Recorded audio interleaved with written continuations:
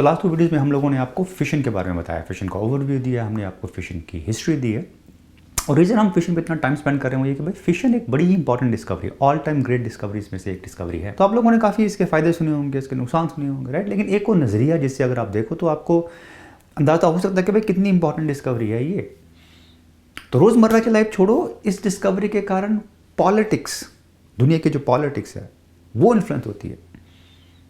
US Iran के झगड़े देख लो, अब यूएस नॉर्थ कोरिया का झगड़ा है, तो जब भी इंडिया पाकिस्तान में टेंशन होता है इसका जिक्र होता है, राइट। तो एक ऐसी डिस्कवरी जो पॉलिटिक्स को तब से जब से डिस्कवर हुआ आज तक इन्फ्लुएंस कर रही है, काफ़ी इंपॉर्टेंट डिस्कवरी होगी। तो ये इंपॉर्टेंट है, इसलिए मैंने लास्ट वीडियो में आपको एक पूरे वीडियो में इसकी हिस्ट्री बताई थी, भाई कैसे इसकी डिस्कवरी हुई थी।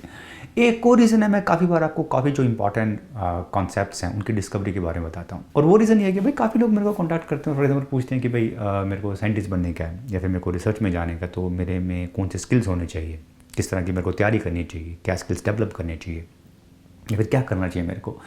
और काफ़ी लोग ये भी पूछते हैं कि भाई मैं इतना ब्रिलियंट नहीं हूँ, मेरे पास कोई ज़मीन को हिलाने वाले आइडियाज़ नहीं है इतने खतरनाक वाले, लेकिन उसके बावजूद भी मैं फॉर एग्जांपल रिसर्च करना चाहता हूँ या फिर साइंटिस्ट बनना चाहता हूँ, तो क्या मैं बन सकता हूँ। क्योंकि लोगों को बड़ी मिसकंसेप्शन है, बड़ी गलतफहमी है उनके बारे में, क्योंकि उनको लगता है कि भाई जो साइंटिस्ट लोग हैं वो बड़े तोप तरह से सोचते हैं, हमेशा आउट ऑफ द बॉक्स सोचते हैं, ब्रिलियंट होते हैं, राइट। और ये जो मिसकंसेप्शन है, ये जो गलतफहमी है, ये उनको डिस्करेज करती है वो रास्ता चुनने के लिए।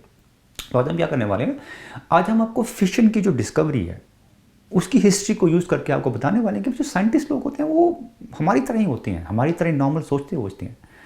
उनमें खाली 2 क्वालिटीज़ होती हैं जो उनको हमसे अलग करती हैं, और हम उन क्वालिटीज़ को देखेंगे आज। और इन 2 क्वालिटीज़ को यूज़ करके हम लोग होपफुली आज देखेंगे कि भाई साइंटिस्ट लोग सोचते कैसे हैं, वो काम कैसे करते हैं, उनको क्या चीज़ मोटिवेट करती है। और होपफुली इससे आपको, अगर आप इस रास्ते पे चलना चाहते हो तो आपको थोड़ी मदद मिलेगी। तो अब में से काफ़ी लोग मेरे को पूछते हैं कि मेरे को कॉन्टैक्ट करने का सबसे बेस्ट तरीका क्या है। तो आजकल मैं इंस्टाग्राम पे एक्टिव हो रहा हूँ, आप मेरे को मैसेज कीजिए प्लीज़ वहाँ पे, मैं पूरी कोशिश करूँगा आपको रिप्लाई करने की। तो अभी फिशन प्रोसेस इंपॉर्टेंट भी है और अलग भी है। और ऐसा नहीं है कि भाई रात को कोई सोया और सुबह उठा चलो यार फिशन गिरते हैं तो डिस्कवरी होगी, ऐसा नहीं है। लोगों को पता नहीं था कि भाई ढूंढ क्या रहे हैं वो लोग। एक चीज़ से दूसरी चीज़ पता लगी, दूसरी से तीसरी पता लगी, और ऐसे ऐसे करके हमने डिस्कवरी कर दी। फिशन एक बहुत बड़ा हादसा था, राइट। तो इस पूरे सफर में खाली एक ही चीज थी जिसने लोगों को मोटिवेट किया आगे बढ़ते रहने के लिए, और वो थी क्यूरियोसिटी, जिज्ञासा, कुदरत को, नेचर को समझने की क्यूरियोसिटी। तो आगे बढ़ने से पहले फिशन की डिस्कवरी का समरी देख लेते हैं, सारांश देख लेते हैं। लास्ट वीडियो में डिटेल में बात किया था हमने। सबकी शुरुआत रेडियो एक्टिविटी की डिस्कवरी से हुई 1896 में। जब रेडियो एक्टिविटी पता लगा तो पता लगा वहां से अल्फा पार्टिकल निकले, तो हमने सोचा चलो भाई एटम्स को अल्फा पार्टिकल से अटैक करते हैं।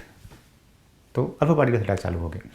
उसके बाद अपने को प्रोटॉन डिस्कवर हुए, चलो एटम को प्रोटॉन से अटैक करते हैं, प्रोटॉन से अटैक चालू हो गए। उसके बाद अपने को न्यूट्रॉन मिले, चलो एटम को न्यूट्रॉन से अटैक करते हैं, राइट। लेकिन अब जो अटैक किया न्यूट्रॉन से, तब अपने को सरप्राइजिंग चीज़ पता लगी, वो ये कि भाई अब तक न्यूक्लियस से उसके छोटे छोटे पार्ट बाहर निकल रहे थे, फॉर एग्जाम्पल अल्फा पार्टिकल बाहर आ रहा था या फिर प्रोटॉन बाहर आ रहा था, लेकिन अब भी एक न्यूक्लियाई, बड़ा न्यूक्लियाई 2 छोटे छोटे न्यूक्लियाई उसमें टूट रहा था। और ये बड़ी सरप्राइजिंग बात थी, ये लोगों को विश्वास करने में बहुत प्रॉब्लम हो रही थी, क्योंकि ऐसा कुछ देखा नहीं हुआ था। लेकिन बाद में लीजा माइटनर ने इसको एक्सप्लेन किया E=mc² का कॉन्सेप्ट यूज करके 1938 में, जो बाद में एक्सपेरिमेंट में प्रूव भी हुआ। तो इस तरह से फिशन की डिस्कवरी हुई। तो ऐसे आप देख सकते हैं कि भाई यहाँ पे लोगों को पता नहीं था वो क्या ढूंढ रहे हैं, एक चीज से दूसरी चीज निकली, दूसरी से तीसरी निकली, एंड सो ऑन। ऑब्वियसली ये जो स्टेप्स थे ये स्ट्रेट फॉरवर्ड नहीं थे। फॉर एग्जाम्पल लोग यहाँ पे काफी देर घूमते रहे, यहाँ पे घूमते रहे, लेकिन फाइनली उनको नेक्स्ट चीज मिल गई। और नेक्स्ट चीज कहाँ से मिली, पीछे वाली चीज से मिली। लेकिन इंपॉर्टेंट पॉइंट जो मैं बोलने की कोशिश कर रहा हूँ वो ये कि भाई लोगों को पता नहीं था कि वो क्या ढूंढ रही हैं। एक चीज से दूसरी चीज पता लगी, दूसरी से तीसरी पता लगी। 42 ईयर्स, 42 साल लगेंगे लोगों को यहाँ से यहाँ तक पहुँचने के लिए। दुनिया भर के लोग दुनिया भर के कंट्री से काम कर रहे हैं, और ये जाने बिना कि भाई कहाँ क्या ढूंढ रहे हैं, कहाँ जा रहे हैं लोग, फिर भी लोग आगे मूव कर रहे हैं। 42 साल तक लोग आगे मूव किए जा रहे हैं। सिर्फ एक ही चीज़ उनको मोटिवेट कर रही है आगे बढ़ने के लिए, वो है नेचर को, कुदरत को जानने की क्यूरियोसिटी, जिज्ञासा। ये करे तो कैसा होगा, वो करे तो कैसा होगा। इंग्लैंड में रदरफोर्ड और उसके चेले चांटे काम किए जा रहे हैं। फ्रांस में मैडम क्यूरी की लड़की और उसका दामाद काम कर रहे हैं। इटली में फर्मी और उसके पंटर लोग काम कर रहे हैं। जर्मनी में ऑटो हॉन और लीजा माइटनर काम कर रहे हैं, बिना जाने हुए कि क्या ढूंढ रहे हैं वो लोग। हिटलर जर्मनी में आ गया, वर्ल्ड वॉर 2 शुरू होने वाली, सारे के सारे जूस जो हैं वो छोड़ के भाग रहे हैं। लीजा को भी छोड़ के जाना पड़ता, लेकिन उनकी जो रिसर्च है वो रुकती नहीं है। लेटर के साथ वो ऑटो हॉन के साथ चालू है उनका रिसर्च। लीजा जर्मनी छोड़ के जा रही है, बॉर्डर पे चेकिंग हो रही है, उसका पासपोर्ट देख के शायद उसको अरेस्ट कर सकते हैं, बहुत हाई प्रोबेबिलिटी है उसकी, लेकिन उसको बिल्कुल फिक्र नहीं है, उसकी दिमाग में कुछ और ही चल रहा है। अनबिलीवेबल, दिल को दहलाने वाली स्टोरी है ह्यूमन क्यूरियोसिटी की। ये सही माने में ये इश्क है, क्यूरियोसिटी, जिज्ञासा, भाई चल क्या रहा है वो पता करने गए, मरने से पहले वो देखने गए भाई चल क्या रहा है, फिर आराम से मर जाऊंगा मैं।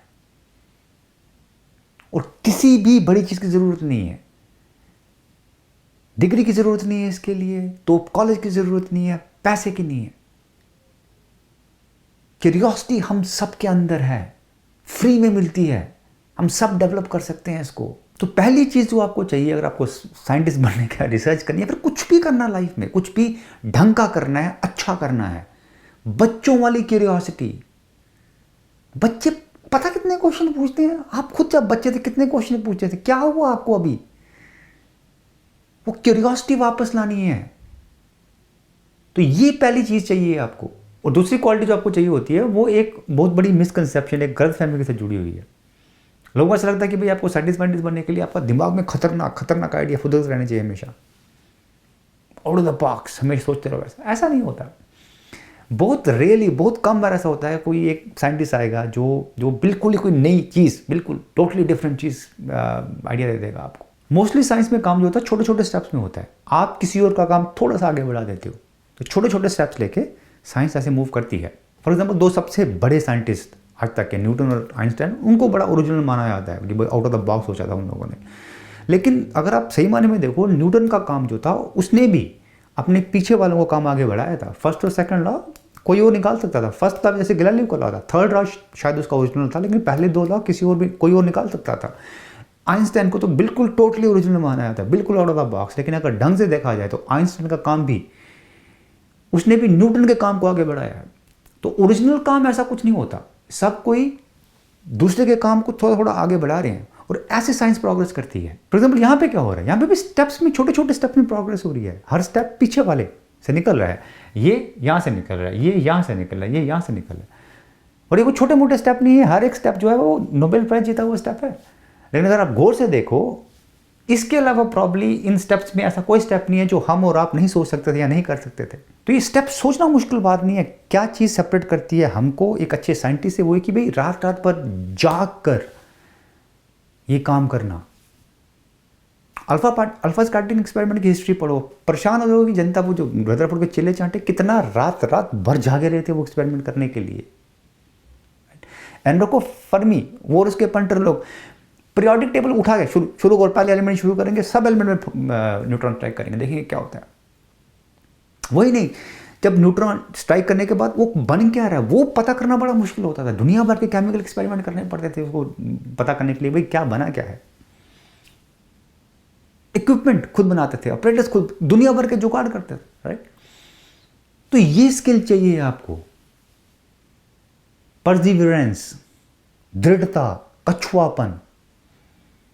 वो सेपरेट करता है हमको और आपको एक अच्छे साइंटिस्ट से। जो साइंटिस्ट लोग हैं, अच्छे रिसर्चर हो गए, या फिर बहुत कामयाब लोग, किसी भी फील्ड में कामयाब लोग, वो हमारी तरह होते हैं, लेकिन उनमें जो बड़ी इंपॉर्टेंट क्वालिटी होती है वो होती है दृढ़ता, कछुआपन, चलते रहने का है, रुकना नहीं है, आहिस्ता चलने का, लेकिन चलते रहने का है, कुछ भी हो जाए खत्म करने का है।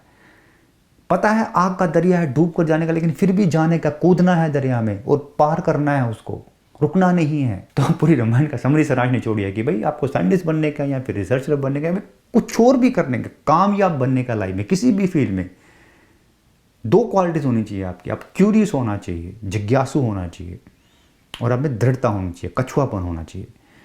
जब तक आपके पास ये दो क्वालिटीज हैं, आप लाइफ में कुछ भी कर सकते हैं। तो एक क्यूरियस कछुआ बनिए, आप will be fine in life.